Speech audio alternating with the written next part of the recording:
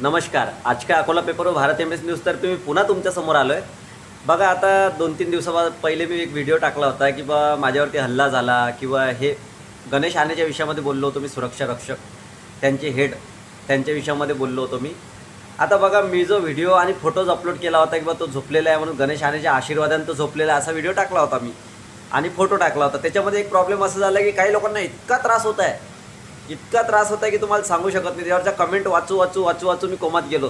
अरे बाबा, कमेंट वाचणाऱ्यांना माझ्याकडून एकच विनंती आहे की त्यामध्ये मी गलत काय दाखवलं, त्या फोटोमध्ये झोपलेला व्यक्ती दाखवला गलत की त्याच्यावरती मी लिहिलेलं गलत दाखवलं की गणेश आने हा सगळ्यात जास्त शरीफ आहे असं दाखवलं.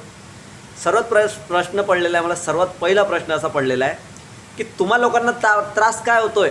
मी कमेंट तुम्ही टाकताय, मला चला कमेंट एक नंबर टाकतायत, माझे व्ह्यूवर्स वाढत आहेत, लाईक भेटत आहे, चला मला खूप छान वाटलं आहे. तुम्ही कमेंट पण चांगलीच टाकली, मला अशी गलत नाही टाकली व 12 तास ड्युटी करतात, थकतात, हे करतात.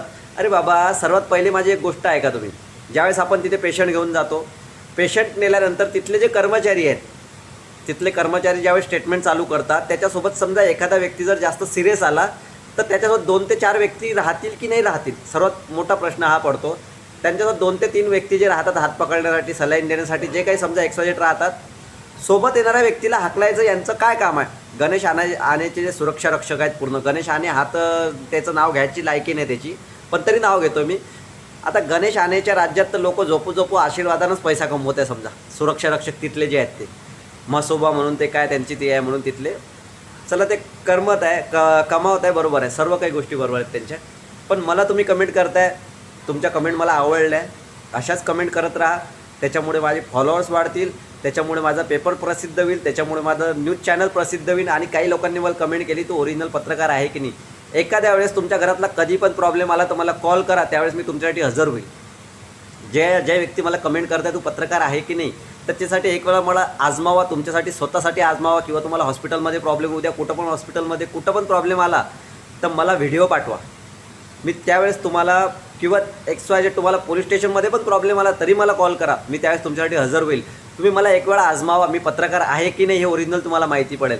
मी बाकी लोकांसारखं नाही बोलत किंवा मला आजमावू नका, मी स्वतः म्हणतो तुम्हाला, मला एक वेळा आजमावा आणि त्याच्यानंतर बोला की मी पत्रकार आहे की नाही. आता मी त्या दिवशी सत्यता काय दाखवली तुम्हाला माहिती आहे का, लक्षात आलं का तुम्हाला. चला, तो झोपलेला आहे, मला त्याच्यापासून काही प्रॉब्लेम नव्हता, बरोबर. माझी सत्यता एक होती. तुम्हाला माहिती आहे का, GMCमध्ये MRI करायचा असला, MRI कशाला म्हणतात तुम्हाला समजतं का. MRIला बाहेर पैसे किती लागतात, 8 ते 10 हजार रुपये पेमेंट लागतो. गरीब व्यक्तीला पण 8 ते 10 हजार रुपये बाहेर लागतात. पण GMCला व्यवस्था जे केलेली आहे का नाही, ज्यावेळेस पुढचा व्यक्ती नंबर लावतो तर त्याला 2-2, 3-3 महिने लागतात नंबरासाठी. किती, 2-2, 3-3 महिन्यानंतरचे नंबर लावतात. आता मी जर त्या दिवशी MRI करायसाठी थांबलो असतो ना तिथं, त्या दिवशी मी भरती व्हायच्या बदली मी वरती गेलो असतो. आता MRI जर करायला मी गेलो असतो 2-3 तास नसते लागले, MRIचा नंबर लावावा लागला असता मला. MRIचा नंबर झाल्यानंतर त्यांनी जे डेट मला दिली असती त्या डेटला मला तिथं भरती व्हावं लागलं असतं. आणि त्यांनी त्यावेळेस माझी हे केली असती, केअर केली असती, हातवात नसती केली. तुम्हाला अजून एक गोष्ट सांगतो. त्याच्यानंतर दुसरी गोष्ट, आपण जे सोनोग्राफी करतो तर सोनोग्राफीचे तिथे पैसे लागतात, हे तुम्हाला माहिती आहे. रात्री बेरात्री सोनोग्राफी केले तर ते फ्री आहे त्यावेळेस समजा एमर्जन्सीच्या वेळेस. पण बाकी वेळेस तुम्हाला तिथे राशन कार्ड घेऊन जावं लागतं. आजकाल राशन कार्ड जास्तीत जास्त लोकांकडे नसते. गरीब व्यक्ती ज्यावेळेस गावाकडनं येतो त्यावेळेस त्याच्याजवळ राशन कार्ड नसतं. आणि दुसरी गोष्ट, ज्यावेळेस सुरक्षा रक्षक, मी सुरक्षा रक्षक जास्त घेतो आहे. का बरं घेतो आहे, गणेश आने हा सर्वात मोठा टार्गेट झालेला सध्या पत्रकारांच्या नजरेत. पण पत्रकार काही लोकांच्या नजरेत का बरं झाला आहे तो, की त्याने एक शब्द वापरलेला आहे की कोणचा मुख्य संपादक असो, कोणी असो, तर गोळ्या मारा. आता सर्वात पहिली गोष्ट, पहिले कायदा स्वतःहून, तुम्ही पोलीस कर्मचारी होते, तुम्हाला एवढं वाटायला पाहिजे त्यावेळेस तुमच्याकडे कर्मचारी आले असतील. तुमच्याकडे कर्मचारी होते, खूप सारा स्टाफ वापरला तुम्ही पहिले. गणेश आने हा लायकी नाही त्याची, तो पोलीस झाला कसा होता तेच मोठा प्रश्न आहे. आणि दुसरी गोष्ट अशी झालेली आहे की तो गोळी मारायचा आदेश देतो. अरे तू कोण आहे, तू पहिले पोलीसवाला होऊन गेला, आता समजा हे झालेलं आहे तिथं. पण प्रत्येक गोष्टीमध्ये तुम्ही काय केलं आहे, स्वार्थ केलं आहे तिथे. GMC ही दुसऱ्याच्या बापाची आहे का, गव्हर्नमेंटची GMC आहे. GMCमध्ये तुम्ही पावती, पहिले 10 रुपयाची पावती होती, आज पावती पाहून घ्या कितीची झालेली आहे, 20 रुपयाची पावती झाली. ते कितीच झाली, 20 रुपयाची. गरीब माणूस ज्यावेळेस येतो ना, पहिले म्हणतात ते पावती फाडून आणा, त्याच्यानंतर ते लिहून देतात त्याच्यावर. पहिले सलाईन गिलाईन तुम्हाला चेक नाही करत, ते किती मोठा पेशंट असू द्या, ते म्हणतात जाऊन पावती घेऊन या पहिले. का बरं. आणि त्याच्यानंतर तुम्ही रात्री जाऊन पहा, तिथला जो स्टाफ असतो ना तो पूर्ण असा एका लाईनीत बसलेला असतो. आणि सुरक्षा रक्षक तिथले काय करतात ते पण सांगतो मी तुम्हाला. मोबाईलमध्ये गेम खेळत बसता. तिथलच्या सफाई कामगारसोबत टाईमपास करत बसतात. हे तुम्हाला माहिती आहे का? तुम्ही म्हणता ते 8 तास ड्युटी करतात, 8 तासच पेमेंट घेतात. अरे बाकी तास ते रात्री ड्युटीचं 8च तास करतात ना, 8 किंवा 10 तास किंवा 12 तास समजा. पण बाकी टाईम घरी गेल्यानंतर काय करतात? पत्ते खेळतात का? त्याच्यातले अर्ध्यातून जास्त कर्मचारी पत्ते खेळायला बसेल असतात. तिथं जर तुम्हाला पाहायचं असलं ना, दारूच्या बॉटला पडलेल्या आहेत GMCमध्ये, त्या पहा. त्याच्यानंतर माहिती आहे तुम्हाला, त्या दगडान ठेचून हत्या झाली होती तिथं एवढी मोठी. त्यावेळेस तिथला सुरक्षा कर्मचारी गेला कुठं होता? झोपला होता का?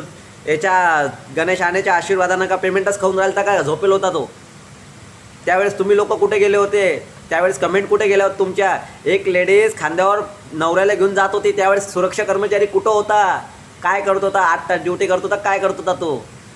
तुम्ही सर्वात पहिले विचार करून कमेंट करा. आणि तुम्ही कमेंट करताय ना, मला खूप छान वाटलं तुम्ही कमेंट करताय. तुम्हाला त्याचं उत्तर मला द्यायचं नाही आहे, पण मी तुम्हाला फक्त एवढंच बोलतो आहे, तुमच्या घरातला एखादा पेशंट तिथे भरती करा. आणि काही लोकांनी मला कमेंट केलं, तू ओरिजिनल पत्रकार आहे की नाही? तर भैया तू एक वेळा एक काम करशील, तुझ्या घरातला कोणता पण प्रॉब्लेम आला तर मला कधी पण कॉल कर, एनी टाईम मी तुला सुविधा देईल. सुविधाच म्हणावं लागेल मला, आता 24 तास सुविधाच देणं समजून चालावं लागेल. आणि कसं झालं आहे माहिती आहे का, आजकाल जे दिसतं ना तसं नसतं, एवढं ध्यान ठेवा तुम्ही. एक वेळा त्या आणीला भेटा तुम्ही, त्यांची बोलभाषा. त्याच्यानंतर तिथला तो लुकडा असा होता ज्याच्या हातात गन दिलेली आहे, त्याच्या अंगात रक्त नाही पण बोलतो किती मोठा तो तिथे. सर्वात जास्त आरे तुरे बोलतात ते. त्यांना शब्द आहेत का? मग आम्हाला शब्द नाहीत. आम्ही पण गलत होतो त्यावेळेस. तुम्ही एवढा विचार करा, बोलायच्या पहिले विचार करा. आणि गणेश आने याचा सर्वात मोठा दोष असा आहे की पत्रकार विरुद्ध बोलला तो. तू कर्मचारी होता, तुझं काम होतं, तू कर्मचारी, पोलीस कर्मचारी होता, तुला माहिती आहे की पत्रकाराला घेऊन चालावं लागतं. पत्रकार हा चौथा आधारस्तंभ आहे, बरोबर. पण तू आता रिटायर झाल्यानंतर सुद्धा तू ड्युटी करतोय, याच्यामध्ये हे नाही आहे. आणि दुसरी गोष्ट, तू अनड्रेस होता, तुझ्यावर ड्रेस नाही का? तू इंचार्ज म्हणजे काही फिरू शकतो का? कसं पण फिरू शकतो का? आता मी बघा 4-5 दिवसाहून घरात पडलेला आहे म्हणून, नाहीतर मी आतापर्यंत GMCच्या एवढा मागं लागलो असतो. माझ्याकडे पुरावे अजून येतील, मी ते पुरावे अपलोड करत राहणार. धन्यवाद.